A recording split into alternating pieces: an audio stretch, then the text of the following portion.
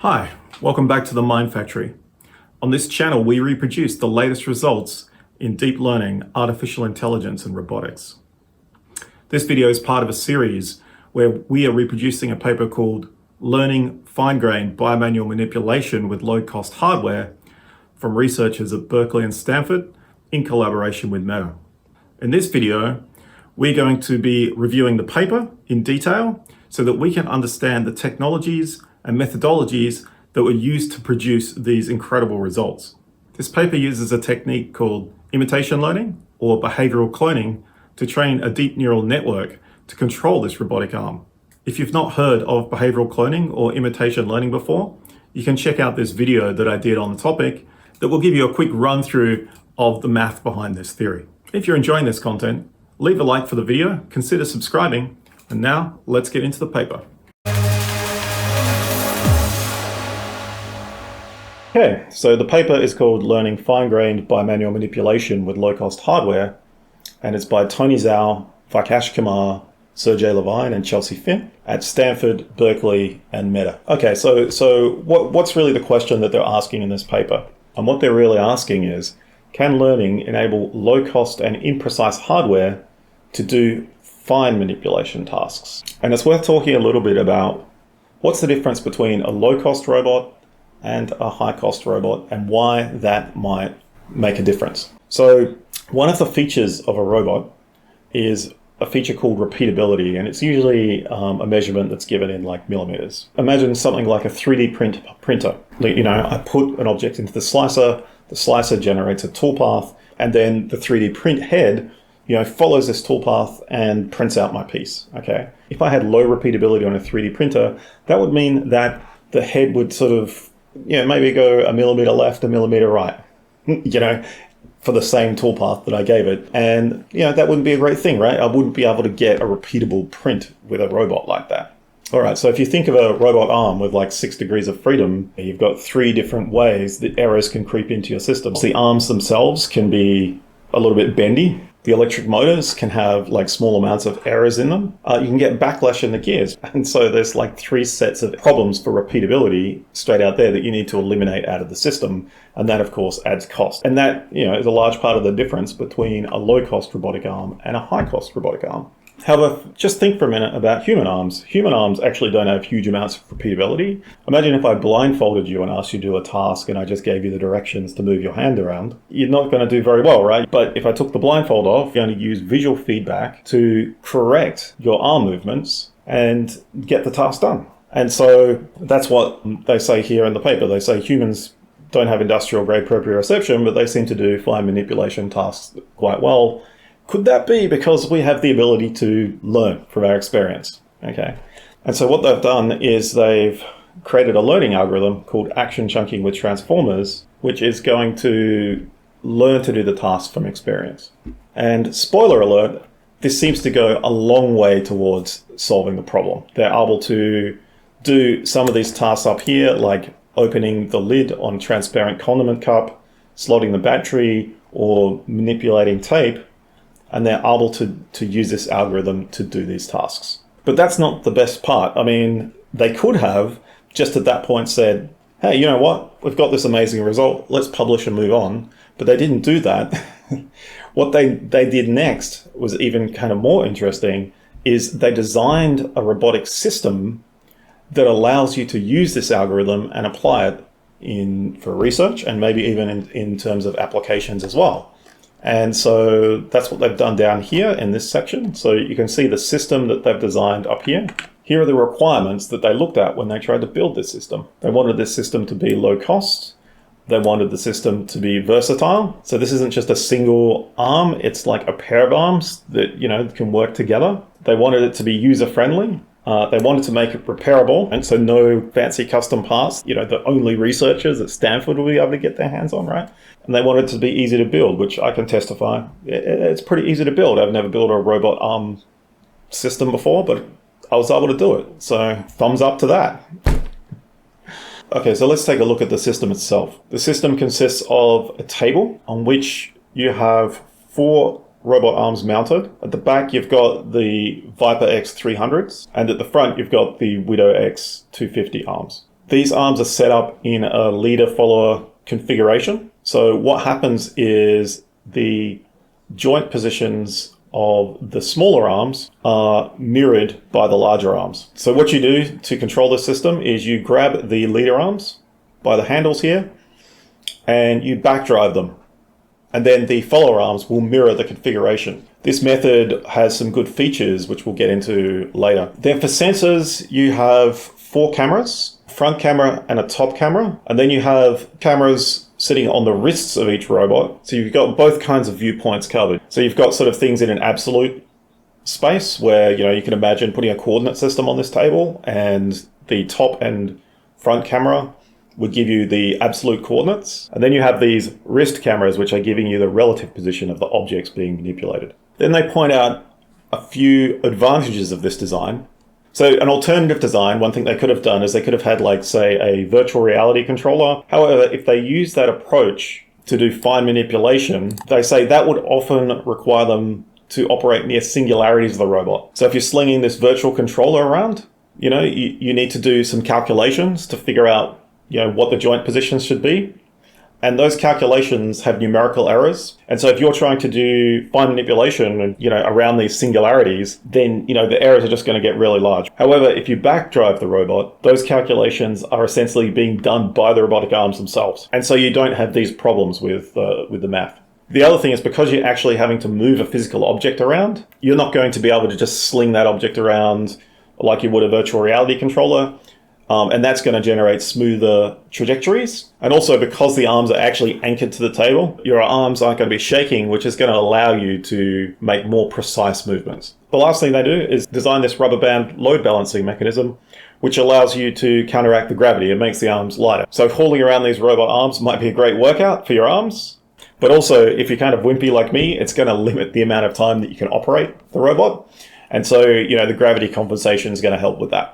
So one other feature that's worth mentioning at this point, although this system has no ability to sense touch, which would give it the ability to understand exactly how much force is getting applied to the object that it's interacting with, the difference between the leader joint positions and the follower joint positions to infer the amount of force applied to the object. So imagine you've got this squishy basketball sitting right here in the middle of this table, and then you take the handle and you pull that into the center and you make the follower arm push down on the basketball. What's going to happen?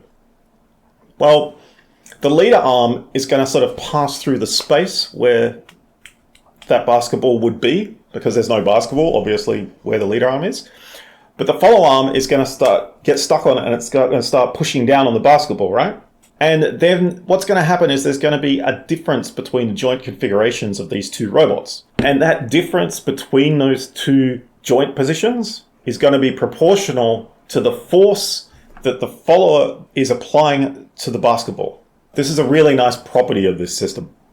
Okay, so now let's take a look at the algorithms and the deep learning system that's used to control these robotic arms. So the algorithm is called action chunking with transformers. The key idea behind this algorithm is this action chunking idea. Okay, so the traditional way of doing this would be, to take the state, run it through your function, and then get an action out of that, which would then operate on the environment and then produce the next state, okay, which you would then use to get another action. And so it would look like this.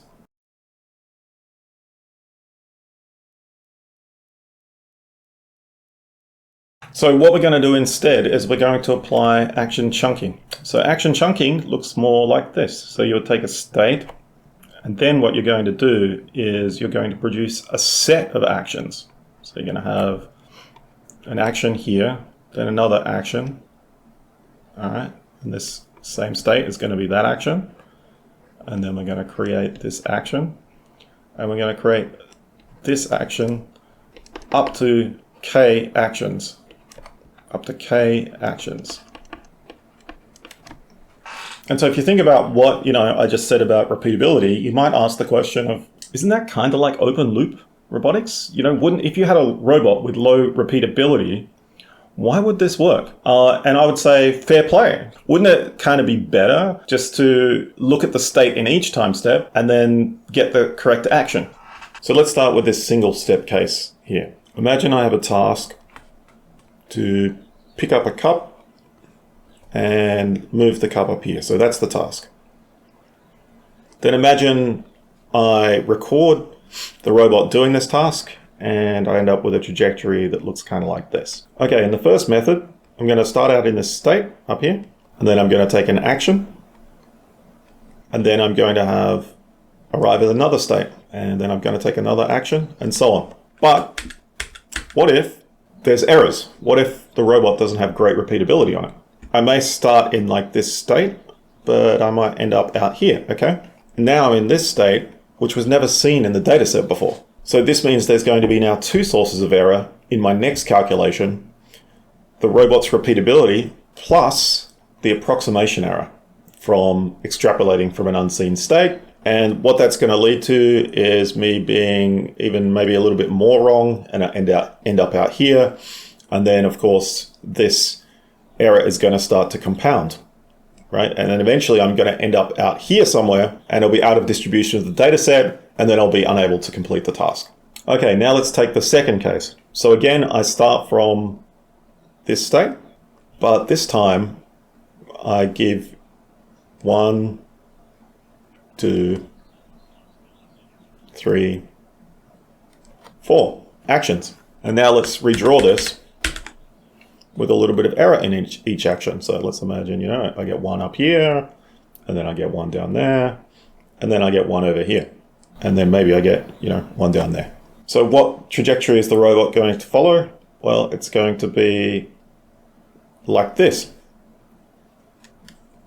So even though I do get repeatability errors, I don't get function approximation errors until I hit this state down here. So this is going to allow me to have more accuracy over longer trajectories. Now let's go through the deep learning architecture of this paper.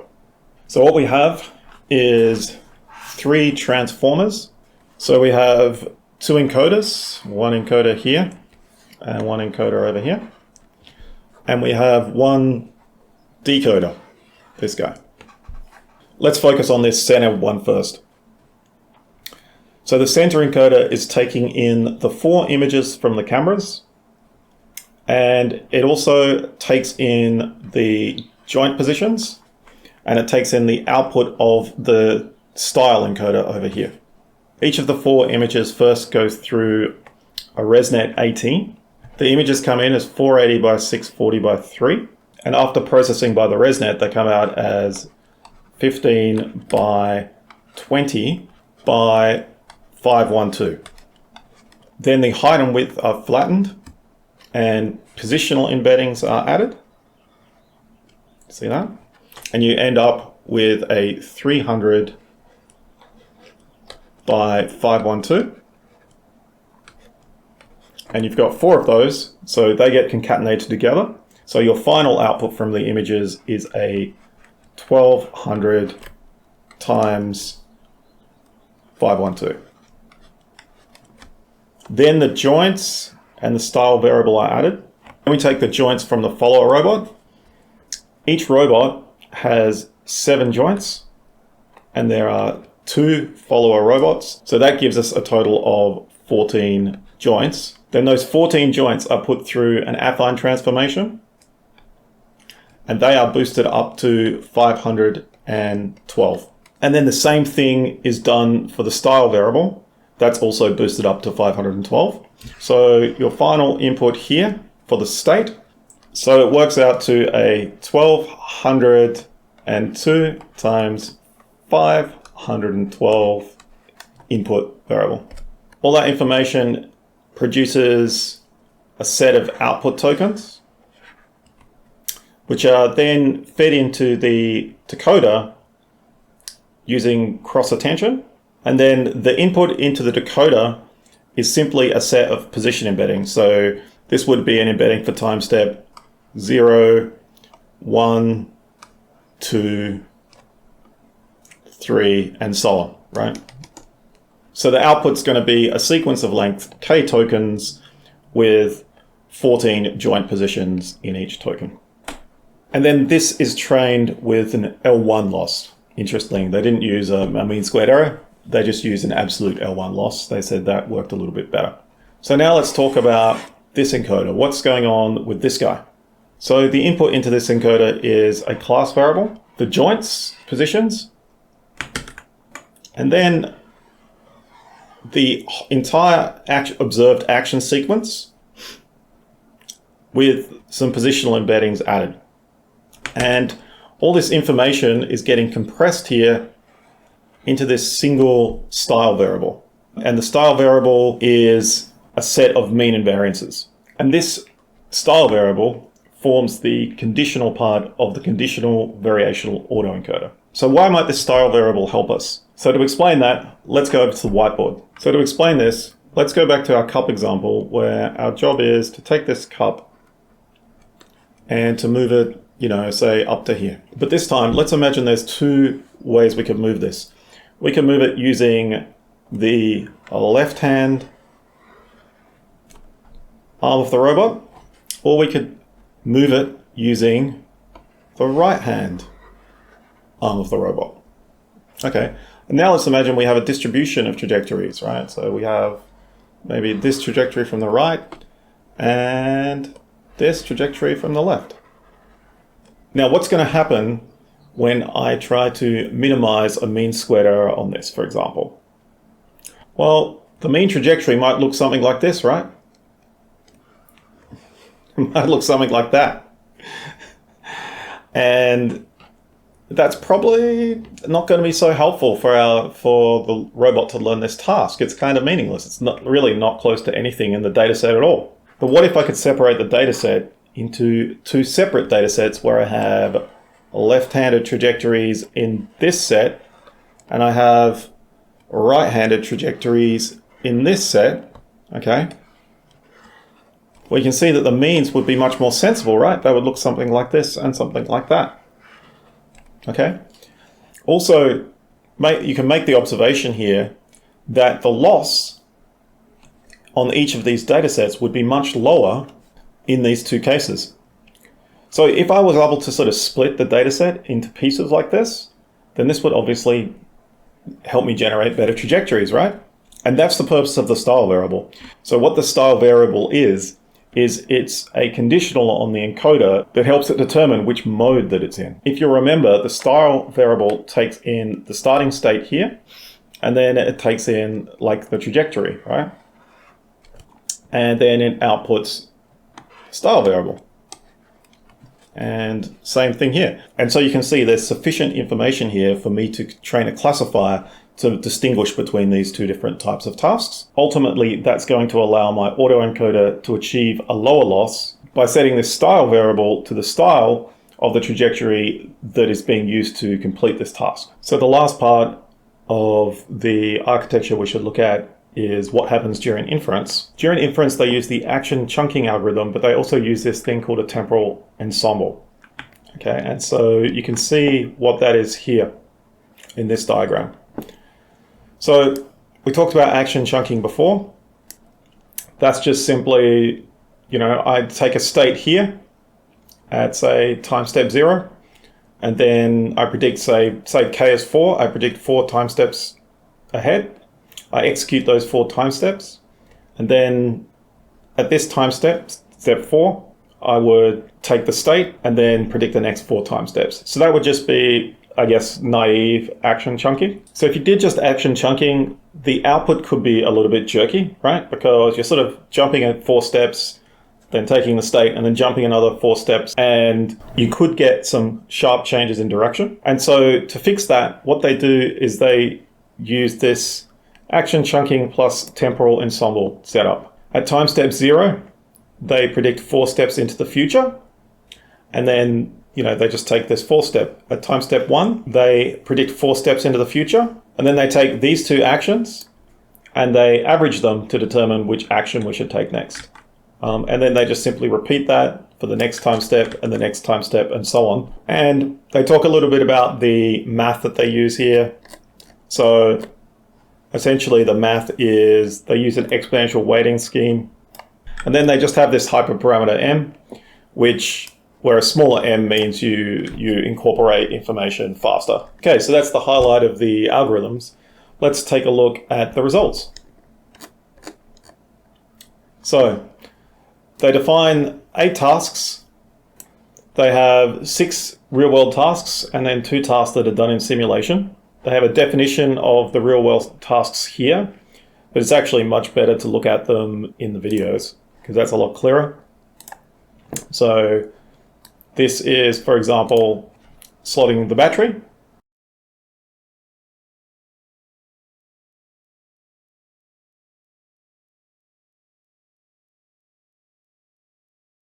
Pretty impressive, right? And here's thread Velcro.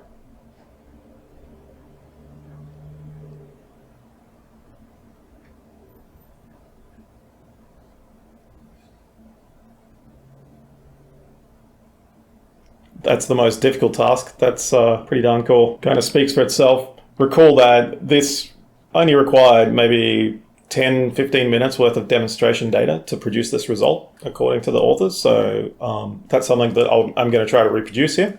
And so they defined 6 of these tasks. The tasks are slide ziplock, slot the battery, open a cup, thread some Velcro, prep some tape, and put on a shoe. And then they also have a couple of simulation benchmark tasks as well that they use to baseline against other algorithms. Pick up a cube and give it to the other hand, and pick up 2 objects and slot one into the other. For the simulated tasks, they run these against a bunch of alternative algorithms. The algorithms they use are behavioral cloning conv-MLP, behavioral cloning transformer, RT1, and VIN. So BC conv-MLP is the most naive algorithm you can imagine. It's essentially this. Take the state, take the action, take the state, take the action, like this. So try to learn a trajectory like using this kind of technique up here. Except you use just a convolution MLP. So you would just take the states, feed them into the convnet, get the next action out.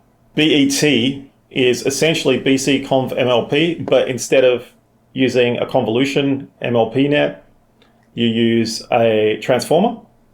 And what's quite interesting here is for some of these tasks, you actually get quite a large jump just by switching the transformer in.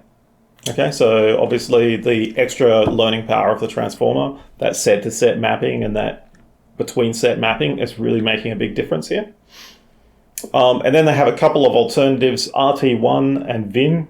I confess I didn't look up these, but you can see they actually don't do on these tasks all that much better than just the naive algorithm with the transformer.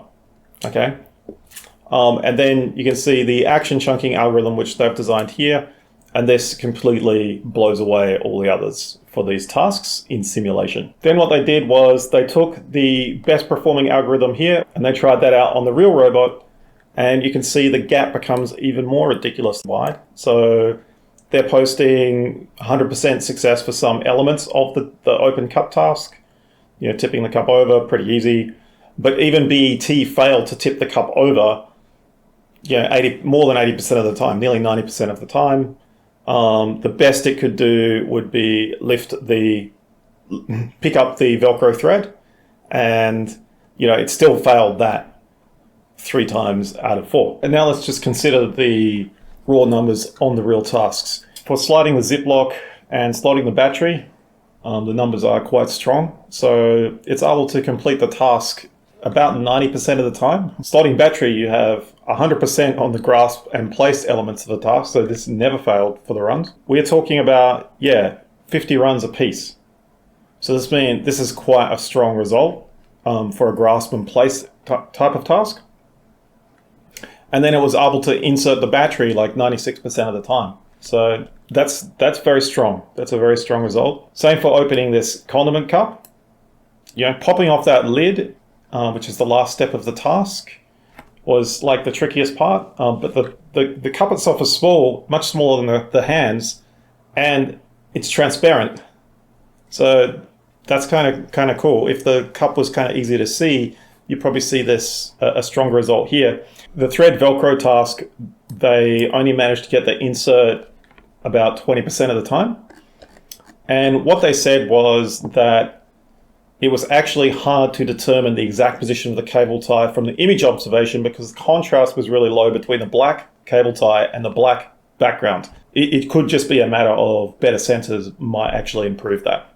And then the prep tape task, which requires quite a bit of coordination and has a number of steps, they got about 50%. The put on shoe task, they got some pretty strong results as well. Okay, so what I think of the results overall, I'm really excited about these results. I've looked at other papers which have done kind of behavioral cloning, and considering the amount of data and I would say the simplicity of the approach and the fact that this was done with low-cost arms, this is very, very impressive results. And so thus, this is why I'm excited about the paper, and this is why I'm trying to reproduce it. And then as far as the rest of the paper goes, they do some ablations just to check how important action chunking and temporal ensembling are to actually get rid of those compounding errors. Long story short is that action chunking turns out to be really important, and the temporal ensembling part of it is like less so. That really just helps the robot move smoother,